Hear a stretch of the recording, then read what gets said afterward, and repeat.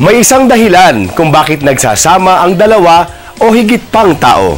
May iisa silang layunin na nais tapusin at umaasa sila na ang dala-dala nilang kakayahan ay mapapabilis at magagawa ito ng maayos at matagumpay. May isang dahilan kung bakit nagsasanib ng puwersa ang mga manggagawa o negosyante. Dahil may iisa silang pananaw sa paggawa o pagpapalakad ng ikabubuhay at alam nila na sa kanilang kapit-bisig na pagkilos at pagdedesisyon ay maaari silang maging mas maunlad. At may iisang dahilan kung bakit nagsasama ang isang babae at isang lalaki pagkatapos nilang mangako sa harap ng altar ng Diyos. Dahil may iisa silang pag-ibig na nais paglagumin upang makabuo ng pamilya, magsilbing inspirasyon at patunay ng kanilang pagmamahalan.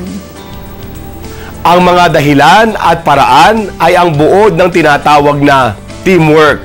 Isang aspeto ng samahan kung saan ang bawat isa ay natututong isang tabi ang sarili para sa ikabubuti ng bawat isang kasama at para sa pag-usad ng layuning unang nagbuklod sa kanila. Sa buhay sibika, sa hanap buhay at sa tahanan, ang tinatawag na teamwork ay iisa sa pinakamahalaga at pangunahing sangkap para maging maunlad at matibay ang ugnayan. Ito po ang ating pag-uusapan sa araw na ito. Ako po muli si Father Alan Samonte. At ako naman po si Sheila Dizon Carlos at ito ang Family Matters.